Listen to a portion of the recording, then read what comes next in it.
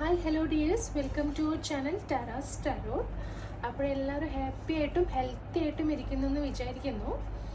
അപ്പോൾ നമ്മൾ ഇന്നിവിടെ റീഡ് ചെയ്യാൻ പോകുന്നത് നിങ്ങളുടെ റിലേഷൻഷിപ്പിനെ കുറിച്ചിട്ട് റൊമാൻസ് ഏഞ്ചൽസിന് എന്താണ് പറയാനുള്ളത് എന്നാണ്. ഓക്കെ, അപ്പം റൊമാൻസ് ഏഞ്ചൽസ് നിങ്ങളെക്കുറിച്ചും നിങ്ങളുടെ പേഴ്സണെ കുറിച്ചും നിങ്ങളുടെ റിലേഷൻഷിപ്പിനെ കുറിച്ചിട്ടും എന്തൊക്കെയാണ് പറയുന്നതെന്ന് നോക്കാം.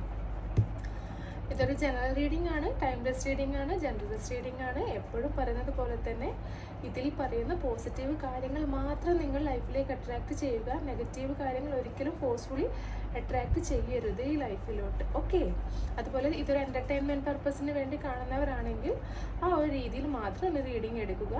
നിങ്ങൾ എപ്പോഴാണോ ഈ റീഡിംഗ് കാണുന്നത് ആ സമയം തൊട്ട് നിങ്ങൾക്കിത് റിസണേറ്റ് ആക്കുന്നതായിരിക്കും. ഓക്കെ, അപ്പോൾ നമുക്ക് നോക്കാം എന്താണ് റൊമാൻസ് ഏഞ്ചൽസിനെ നിങ്ങളുടെ റിലേഷൻഷിപ്പിനെ പറ്റി പറയാനുള്ളത്, എന്ത് മെസ്സേജാണ് തരാനുള്ളത് നമുക്ക് നോക്കാം.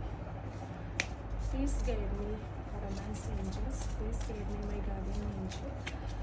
എൻ്റെ വ്യൂവേഴ്സിൻ്റെ റിലേഷൻഷിപ്പിന് വേണ്ടി റൊമാൻസ് ഏഞ്ചൽസിന് കൊടുക്കാവുന്ന ഗൈഡൻസ് എന്താണ്? Please guide me my universe, please guide me my spirit guide, please guide me my guardian Angel. This could be the one. You have already met the romantic partner you seek. അതായത് നിങ്ങൾ തിരഞ്ഞുകൊണ്ടിരിക്കുന്ന പാർട്ട്ണറെ നിങ്ങൾ already meet ചെയ്തു എന്നാണ് romance Angeles നിങ്ങളോട് പറയുന്നത്.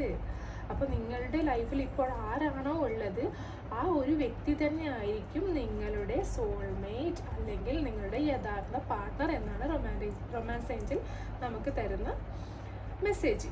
Okay, ഇത് കണ്ടോ? നിങ്ങൾക്ക് കാണുമ്പോൾ തന്നെ നല്ല ഭംഗിയുള്ളൊരു കാർഡ് നോക്ക്. അപ്പോൾ ഹാപ്പി ആയിട്ടും ഹെൽത്തി ആയിട്ടും ഇരിക്കുക.